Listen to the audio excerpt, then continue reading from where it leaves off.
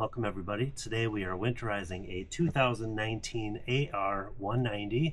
This has the 1.8 liter 180 horsepower naturally aspirated engine.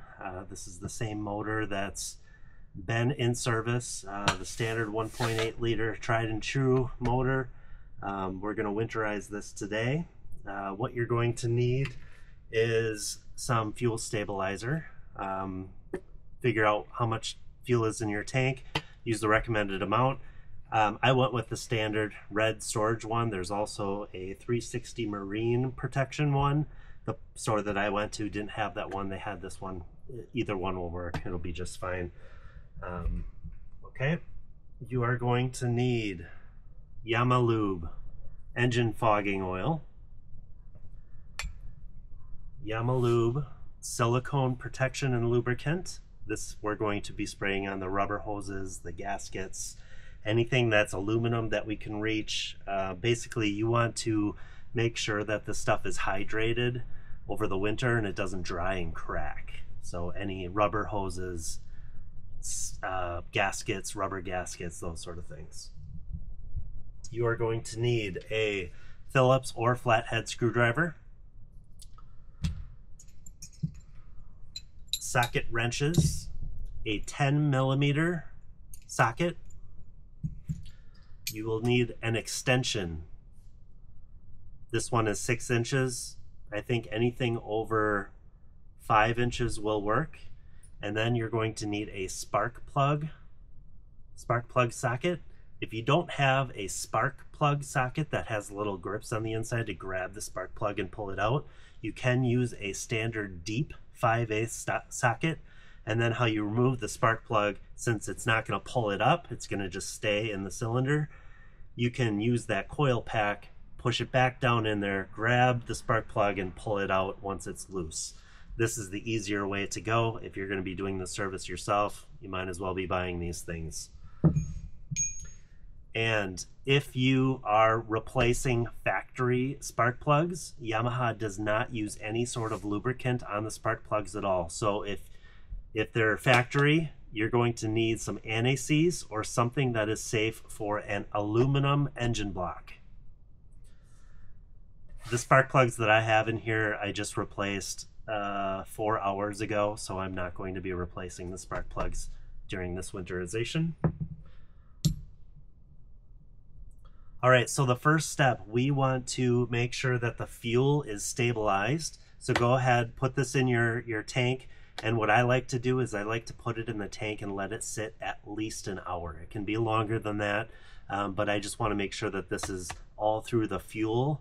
So when I start up the engine here, it will flow through the fuel lines as well. Just a little added protection, probably not necessary. It's just something that I like to do. So I have already done that. I put in the recommended amount in the tank. It's been sitting for an hour, and you notice something that I don't have for this winterization. I do not have any antifreeze. So why do I not use any antifreeze? I talked to the dealerships about this. The Yamaha engines are self-draining engines. There is not any water sitting in there, at least not enough to freeze and expand and cause an issue. Where water can sit and will sit is in the exhaust. So almost a gallon of water will sit in the exhaust. So what we're going to do is we're going to run the engine. We're going to let the engine run for like 15 seconds and then give it a couple of good blips of the throttle to make sure that there isn't any residual water sitting in the exhaust. Now, this is something that you should do every time that you pull your Yamaha out of the landing, either a boat or a wave runner. You should start your engine and give it some throttle to make sure you get all of that water out of the exhaust. You don't want that sitting there for a long period of time. That's where we're going to start today. I have not done anything to this engine yet. I'm going to start up the motor, let it run for 15 seconds, and then give it a couple blips to make sure that there's no water sitting in the exhaust.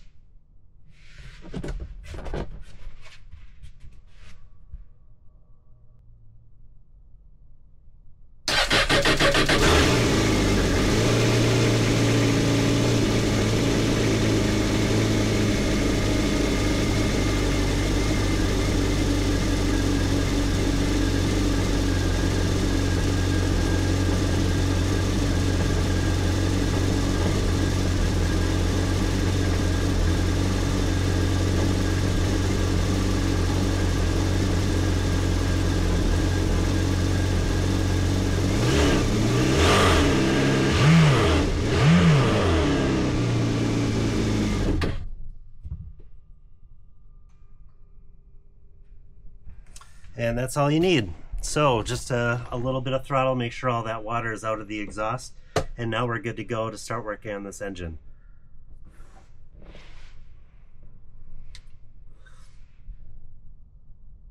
The first step, we are going to take off this engine cover. It is covered by, it's held on by 2 screws, and this you can use either a Phillips or a flathead. I'm using a Phillips today. Do not use any power tools when you're working on this unless they're set at a really soft setting. This is an aluminum engine. You do not want to strip any of these.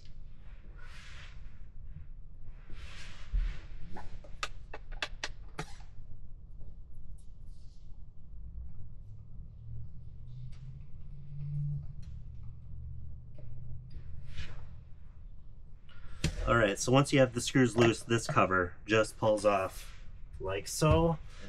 And then now we have access to the coil packs. So each coil pack is held on by 2 screws, or 2 bolts, and you are going to need the 10mm socket to loosen all of these bolts.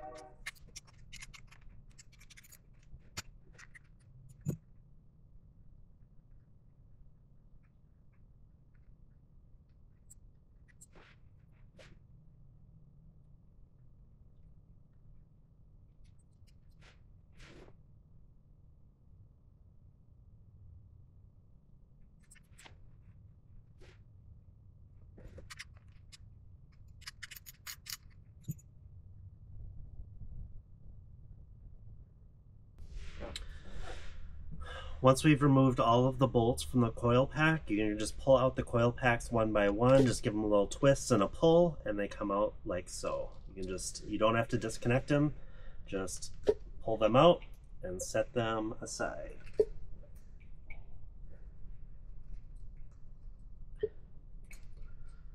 Alright, so now we have access to the spark plug that's down in the cylinder. So, to remove the spark plugs, we are going to take our socket wrench, our extension, and our spark plug cable, or our spark plug socket.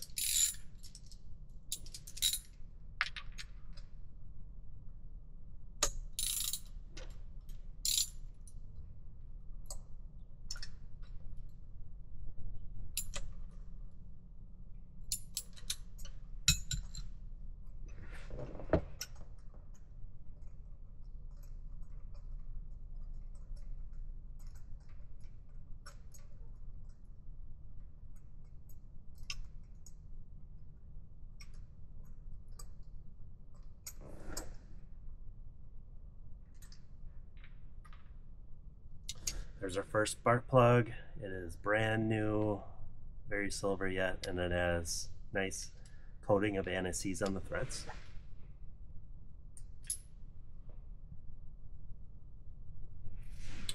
And we're just going to go through and get all of the spark plugs out.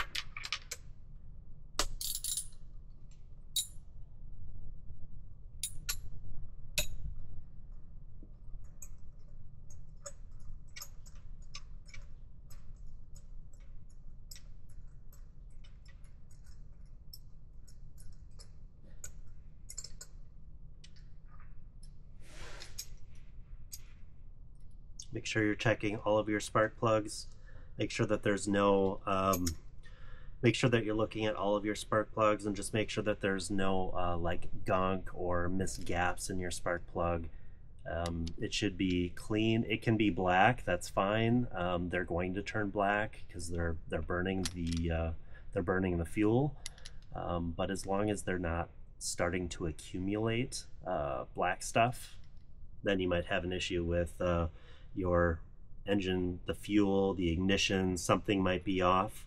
And there are charts that you can compare your spark plugs against to make sure that your spark plugs are wearing appropriately and you don't have a bigger issue with your motor.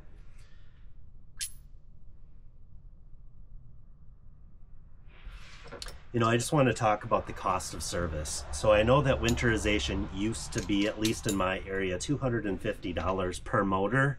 I haven't even checked to see what it was. That was, I don't know, during COVID. I'm sure it's gone up by now. I recommend, this is not that hard. It's just a little bit of work. And there are videos everywhere on YouTube. I hope that you're learning from my videos and you feel comfortable doing this yourself and saving yourself a lot of money.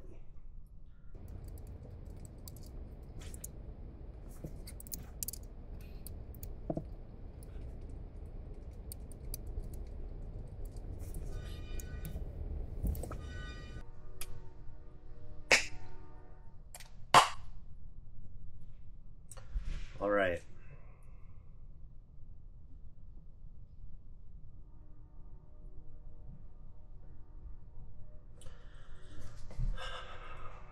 All right, so next step, once you have the spark plugs out, now we have access to the full cylinder through the spark plug hole where it's in there.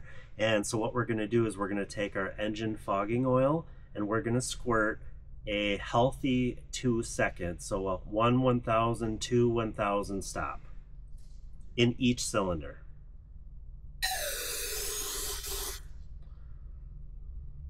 One 1,000, 2 1,000 stop.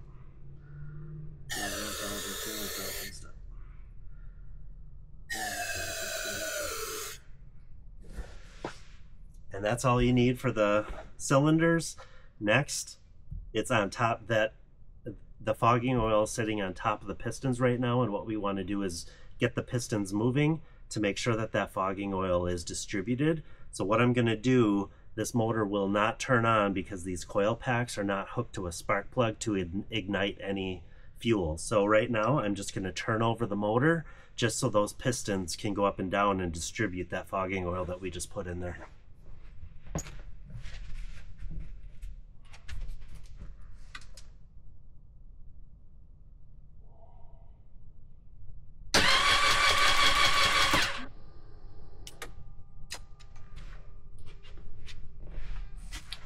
And that's it.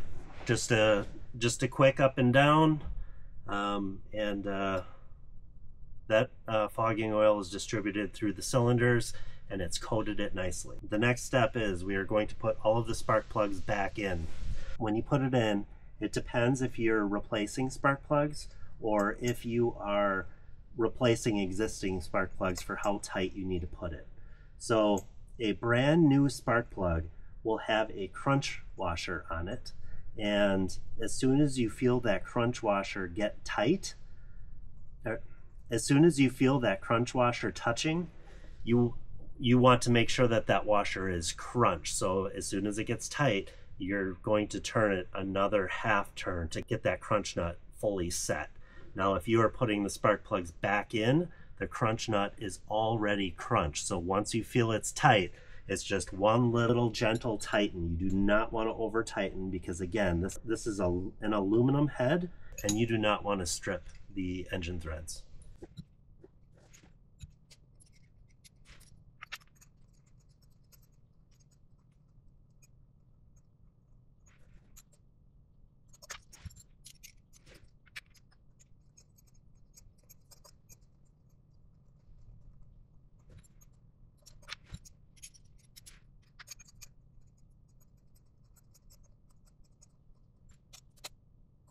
All right, once that last spark plug is in, now we're ready to put the coil packs back on. And when you do this, push it straight down and you're going to kind of feel it hug that spark plug. All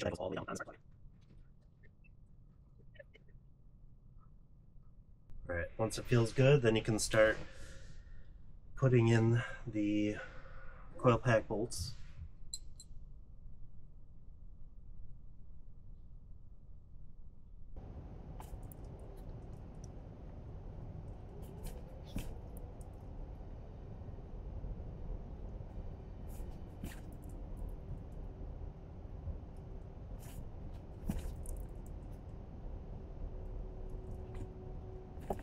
Once you have all of these coil pack bolts finger tight, take your 10 millimeter and just give it a little tighten. Do not over tighten, just a little tug to get it set. Okay, we are finished with this part. So the next step is we want to clean the engine bay. We want to protect the engine bay with this silicone lubricant. And what I want to do is kind of take you and show you this engine bay.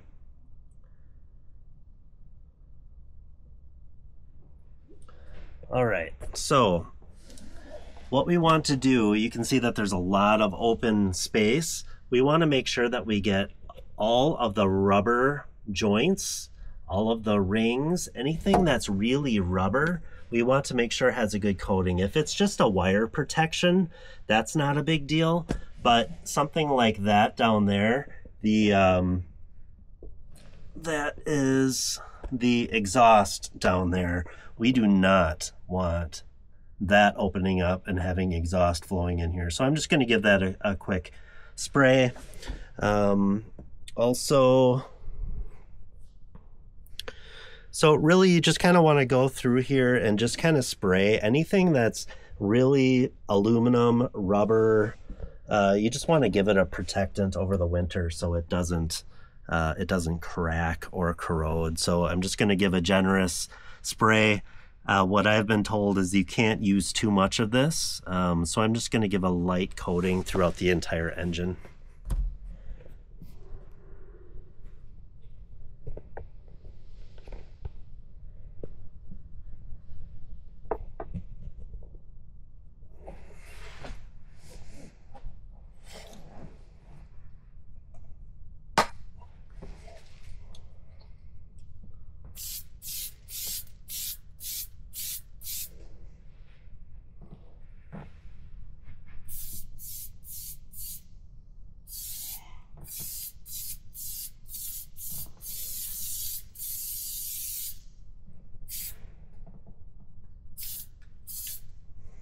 Oh, the other thing too, there is a throttle.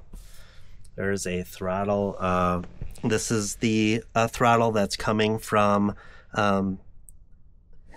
this is the throttle that's coming from the helm. We want to make sure to spray this so it doesn't get stuck over the winter.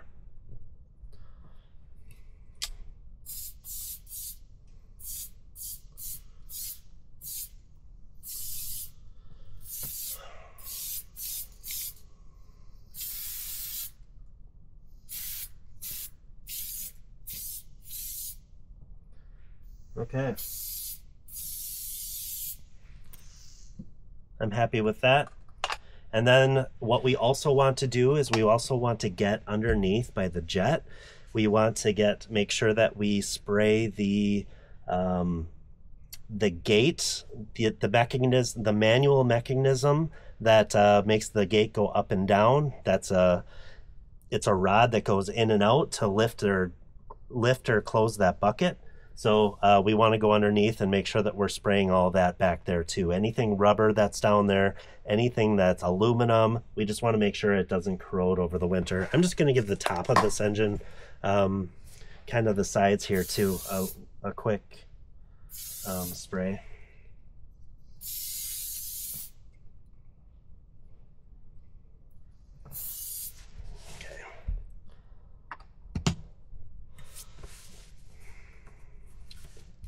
Okay, the last step, we can put our cover back on, and it goes on pretty easily. There are two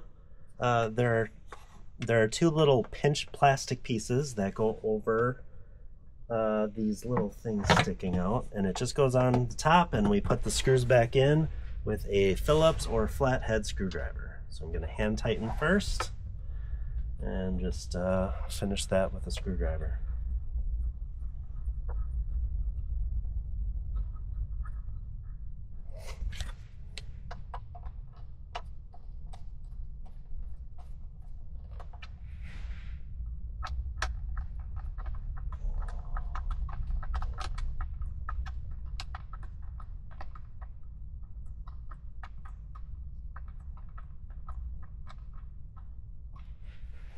There we go.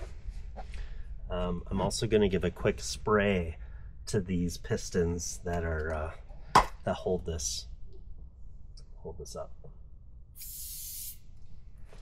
Spray in the engine bay. There we go. All right, so on the back, there really isn't much exposed back here on the boats. So what we're going to do is the lift gate, so that bar that's coming down, we want to make sure that we're getting that good with the lubricant. The steering, get that.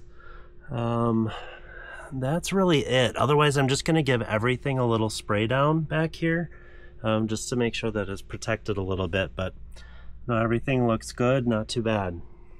All right, and that concludes the winterization on the engine portion. The last steps is to remove your batteries and store indoors in a cool, dry place, and put them on a trickle charger for the winter. I hope you enjoyed this video.